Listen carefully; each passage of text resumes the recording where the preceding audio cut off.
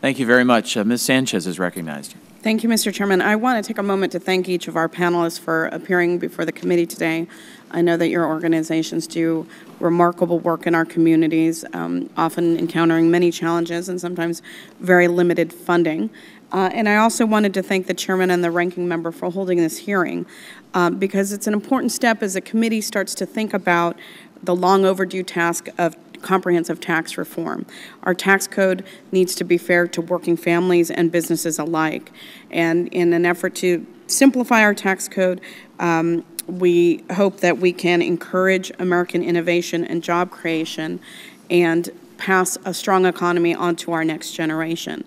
One thing that I hear over and over again is that we can't continue down this path of uncertainty, complexity, and most of all, inequity in our tax code. It's just not going to be sustainable. So I'm very much encouraged by the fact that Chairman Camp and Ranking Member Levin are strongly committed to working together to pass comprehensive tax reform, because only through completing that task are we going to accomplish the goals of bringing in the revenue that we need. And I think the charitable tax deduction is a very important part of that discussion. I also know that Americans have a very long and proud tradition of taking care of our own, and that is why I support robust incentives for charitable giving. It's only through the sacrifices of friends and neighbors that everything from food banks to homeless shelters to museums and libraries are funded. And the tax code should encourage those charitable donations and try to treat all Americans equally in that giving. But one thing that I've heard more than once in this hearing already is that individuals who file itemized tax returns are the only ones who can take advantage of the charitable deduction. And those individuals only make up about a third of all of those who file returns. The National Philanthropic Trust recently found that 65% of households give to charity. So with that big disparity between those who give to charity and those who can actually claim the charitable deduction, I think it's time to think about expanding access to this credit to lower and moderate income workers or earners, who take the standard deduction. Charities that are in my district serve every function imaginable, and they receive a very high percentage of their donations in the form of small gifts from everyday working people. And as I would suspect, that is the point that I think Mrs.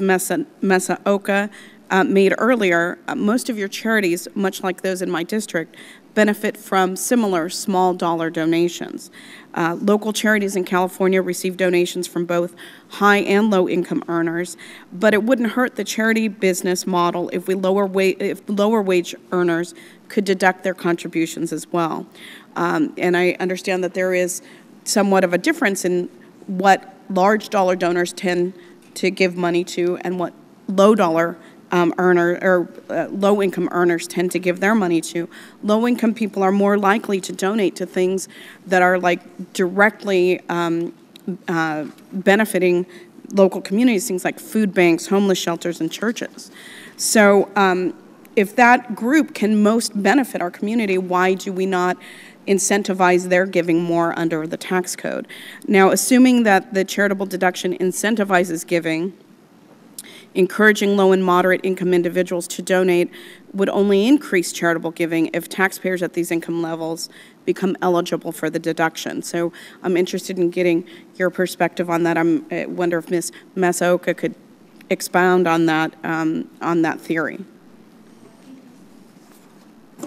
I think you've made all the important points very wonderfully, that in fact, what we do know is that while a great deal of the money to the charitable sector comes from high-income households, that people at lower ends of that spectrum are more likely to give to their local communities, to people that are disadvantaged in some way, and they are also more likely to give a higher percentage of their incomes.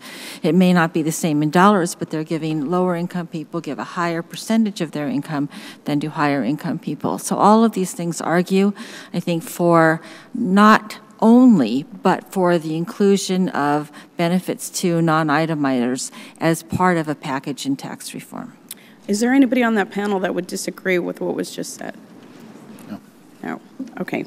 Then very quickly, Ms. Sanchez, I I Oh, would, I'm sorry, Mr. I would only say that, our survey of high net worth households does show that 80% of them give to higher education, but 79% of them give to direct needs causes as well. So it's not true that the wealthy only give to, very esoteric causes or the causes that help enhance human potential as opposed to reducing human suffering. I understand, and I didn't mean to imply that. I was just making the case that lower income earners tend to more specifically give to those All right. those needs. Thank you, Mr. Chair. Thank you. Dr. Bustani's recognized.